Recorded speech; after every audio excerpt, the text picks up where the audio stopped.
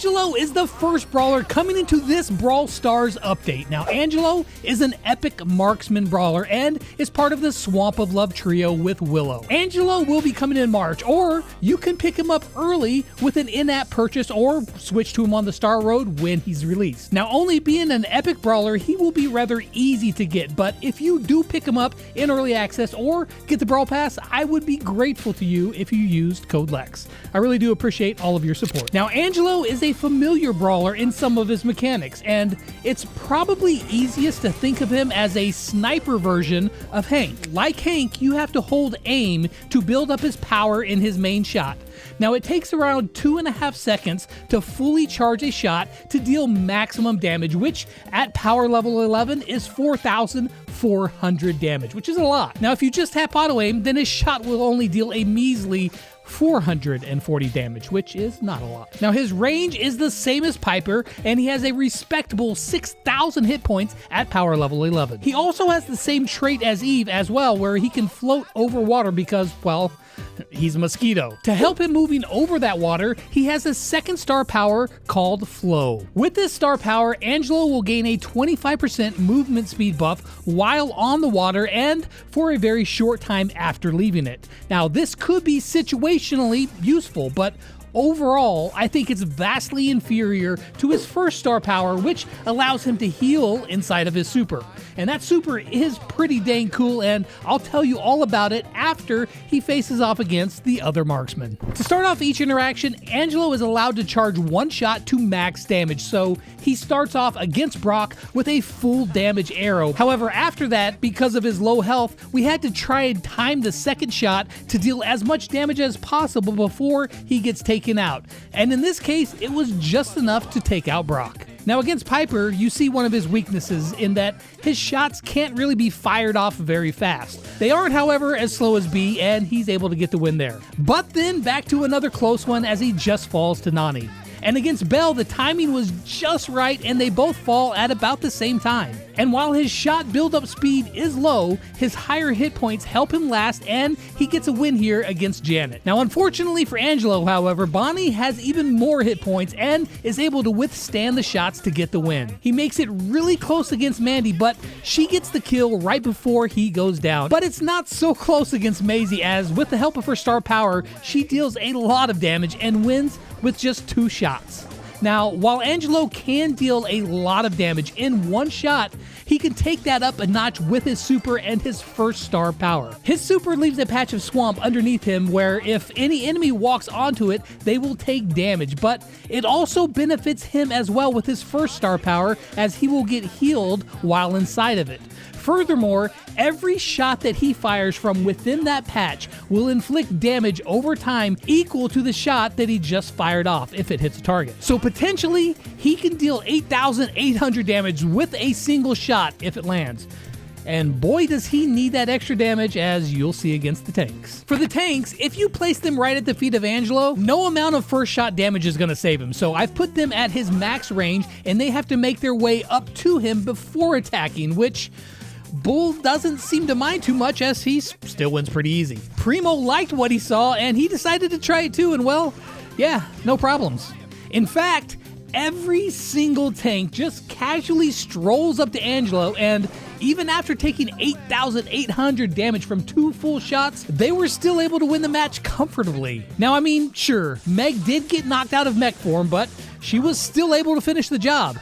BB did have a close call, but in the end, she was the only one left standing. And while Hank had to charge up his shots too, he just had entirely too much health for Angelo to deal with. Now, in a game, if you're Angelo, you hope that you don't find a tank at your doorstep, but if you do, well, it's not going to be a fun time unless you're rocking his first gadget called Stinging Flight. With this gadget, Angelo will take off flying, giving you a means of escape from tanks. Now, you can also lay down your super, which they are not going to want to walk through, especially if they're staring down the bowstring of an 8,800 damage shot. So you do have some ways of escaping and defending yourself, but these interactions highlight his biggest weakness in that to deal good damage, you really have to let your shots build up, and it just takes a long time. Plain and simple, a bunch of burst damage is not Angelo's forte. he's kind of a slower brawler to play and one that can't carry the team on his own.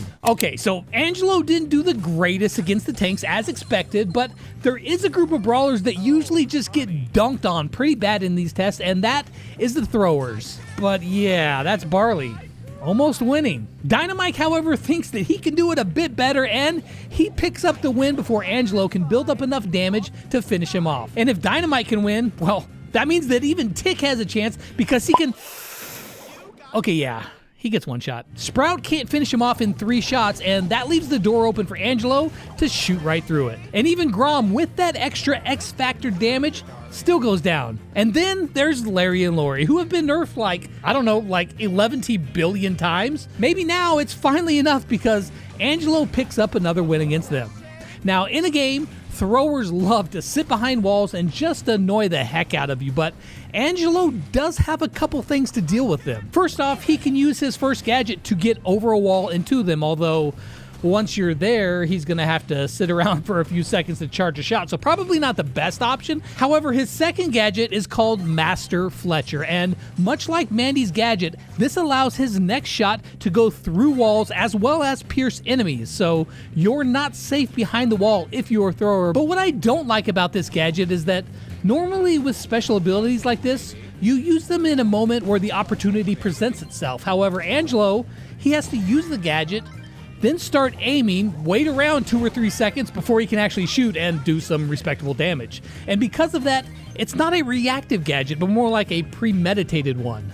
And speaking of planning things, the assassins, they're always looking for a place to strike, and while Angelo, he's gonna be that treat. To deal with assassins, you normally need a bunch of on-demand damage, and Angelo does not have that at all.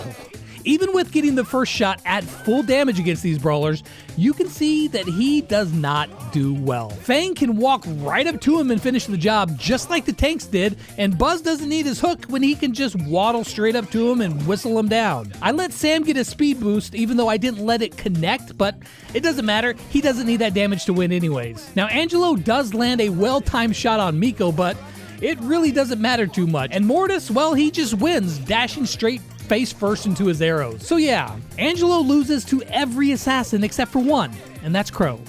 With 1 full damage shot and 1 quick auto aim, Crow is taken out real fast. However, in a game, this is an insanely bad matchup for Angelo.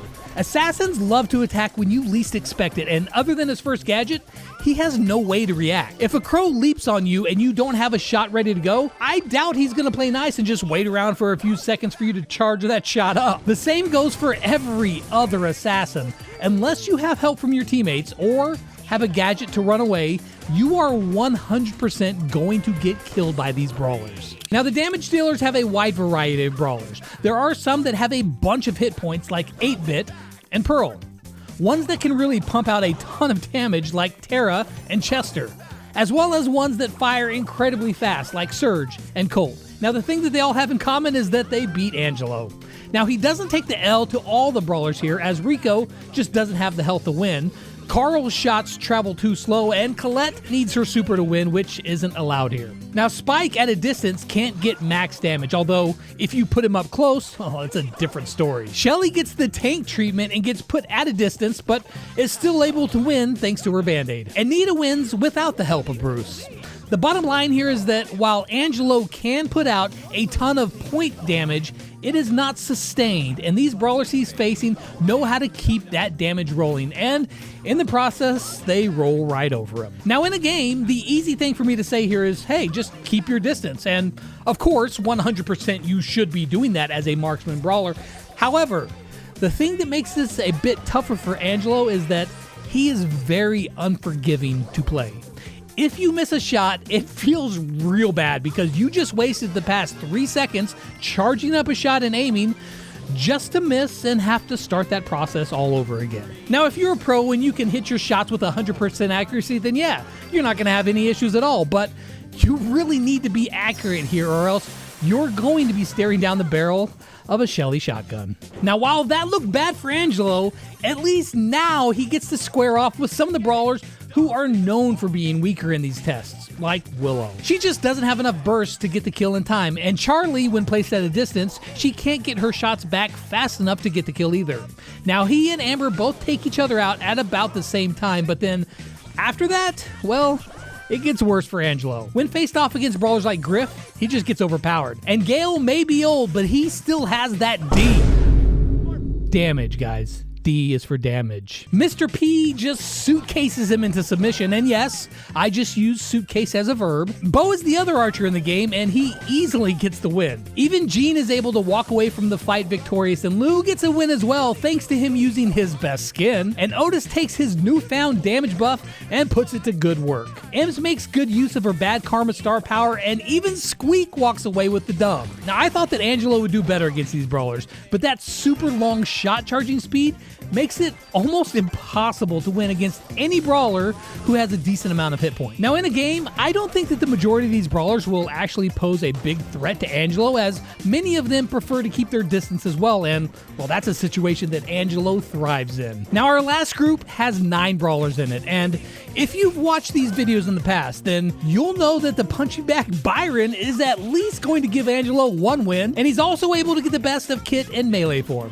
Now, the brawlers in this group are not known for their damage, as they are support brawlers, and yet they still do pretty well. Even Poco makes it a very close fight, and while Pam just stands there taking the damage to the face, Doug just slowly swaggers himself right on up to him and gets the win. Gray deals too much damage for Angelo to overcome, and Ruff fires off his shots really fast to get a win too. So then, you have seen Angelo 1v1 versus every brawler in Brawl Stars. Just how good is Angelo going to be? Well, there are a lot of things good that he has going for him. His main shot can be very strong, and with his super, he can make it the highest damage single shot in the game. He has a cool ability to go over the water, and he even has some escapability with his gadget. That being said, he also has a lot of weaknesses as well. That main shot takes so long to charge up, and missing any shot is so unforgiving. And while he can float over the water, it's really not that useful on most maps. His second gadget allows him to shoot through walls, but you can't even really use that reactively, and it just doesn't feel like it fits his kit very well. Bottom line is that he's not a bad brawler, but he is not an overpowered one either.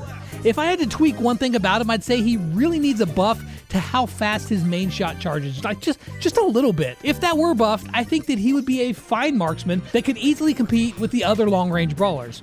As it is right now, I think that he's just alright. And while I love playing long-range brawlers, Angelo feels a little frustrating and very unforgiving to play. Then again, could just be a skill issue. Now, how does Angelo fare against Melody, the other new brawler? Well, come back tomorrow and you'll find out.